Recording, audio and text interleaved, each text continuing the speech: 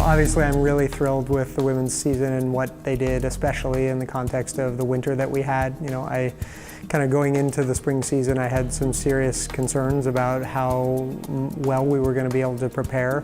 The team works extremely hard, and so being able to do indoor work and get ready to hit the ground running at the beginning of the spring, they did all that stuff. So, but you can only take your preparation so far when you're doing indoor stuff. You've got to get on a course on a consistent basis to be able to, know how stuff's working on the greens, how your short game's working, be able to tell one club to the next when you're on the golf course. So without that type of preparation, I have a lot of faith. Obviously, this team has proven it over a number of years that they can do a lot, even if they're challenged, and they really rose to that occasion in the spring season. Our message, which we say over and over again, is focus on the right things and the controllable things, and we spend all day, every day, trying to define what those things are and then have the focus on them. So as a team, the first day, the team was fine, fifth of 8 or fifth of 7 out of the first day, and they didn't panic, they weren't worried. It's just, I know what to work on, I just need to adjust to it as much as possible.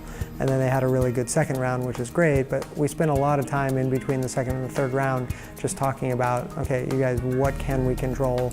Where should we be? How often do we need to control it? And you never know, again, that it's going to be within one stroke, but the thing that you can have is peace of mind when you know, like, all right, I know what I'm supposed to do, that's all I'm responsible for.